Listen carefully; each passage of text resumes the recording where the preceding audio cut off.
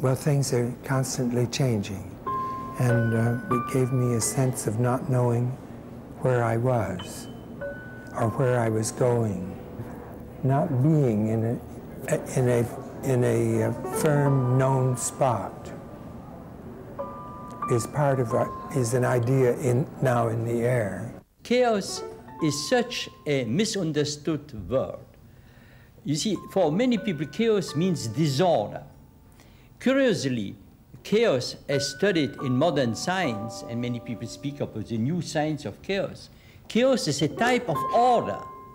It's a type of unstable order in which the temporal sequences are very complex. The postmodern mind is a mind that has no comprehensive view of reality, and it is taking its cue from science, which has no imageable view of the way nature happens.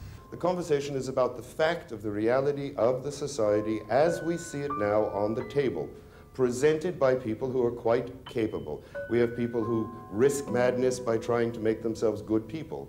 We have people who risk imprisonment by making deals that are not to be made. We are taking artists who risk madness as well by making and objectifying time.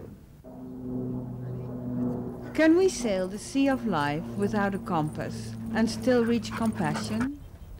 During 15 years of teaching religion and philosophy at the Massachusetts Institute of Technology, Huston Smith's hypothesis was thoroughly tested.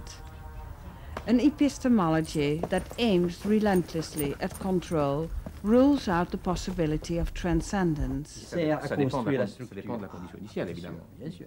Mais on peut donc étudier quelle est la partie. Biologist Ilya Prigogine is sometimes referred to as the poet of thermodynamics. He works at the borderline of living and non-living matter, exploring irreversible non-linear processes, which radically changes our view on space and time. Avant-garde composer and artist John Cage made the silence between notes an essential element of music. 27. Following his growing interest in Eastern philosophies, he became acquainted with Zen Buddhism and the Book of Changes, integrating the element of chance into his work. So much has changed. I was, changed in this century from the previous century. Many people still have the ideas of the last century which they've memorized, and not thinking about them, they state them, but when they do, they don't fit our present circumstances. But now, now we have a different attitude, which comes from these reflections and transparencies and so forth. We realize that each instant is unique, so that we don't have the time to go to those 19th century depths. We have to be in the immediacy of the present moment. One object which is found since 5,000 years before Christ is this strange object which has this round cylindrical form embedded in a square. And this seems to be the first representation which we find of space-time. Because time is circular. Time has no beginning, has no end, like the motion of the sun, the rising periodically. And that is an idea which is found in many civilizations, that time is represented by a circle. And the square are the four directions of space: north, south, east, west. And therefore, it is time crossing space. Now, time crossing space is obviously space-time. The new physics, it has given us not yet a different metaphor for reality, but none. Reality in nature itself has become so strange that the technical word, it is counterintuitive. We can no longer imagine what nature is like. We can say that modern science showed us that our senses are false witnesses. My senses tell me this arm of the chair is solid. No, there's vastly more space than matter here. My senses tell me that it's static. Wrong again.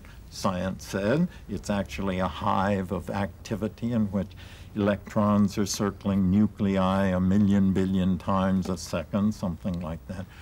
But postmodern science, or the quantum mechanic, is saying something more disturbing. It's saying not only are our senses false witnesses, but our imagination is a false instrument in the sense that it cannot conform to the way, cannot image the way in which nature actually is. Matter that is both wave and particle, we can't imagine that. There was a conflict between, on one side, the physicist who said time is an illusion.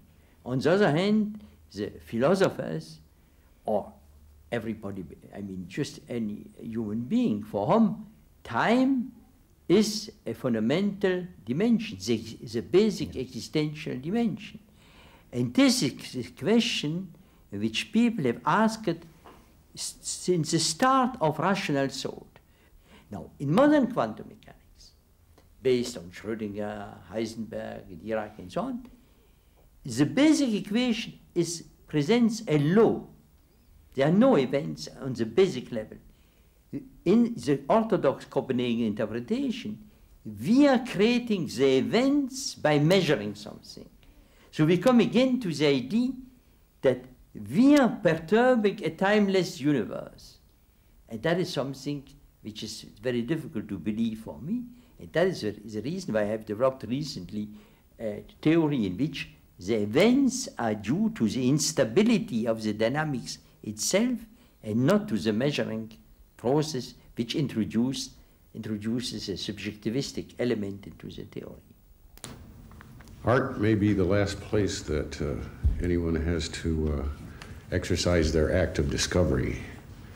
So for that reason, I don't have to say anything as to what my work means, because I wouldn't want to interrupt that act of discovery. Ilya Prigogine, then, what do you most bring with you that you want people to know now, straight away, before our discussion? Well, one of the reasons why I accepted this invitation is the feeling that there is in general, a misconception about science, and especially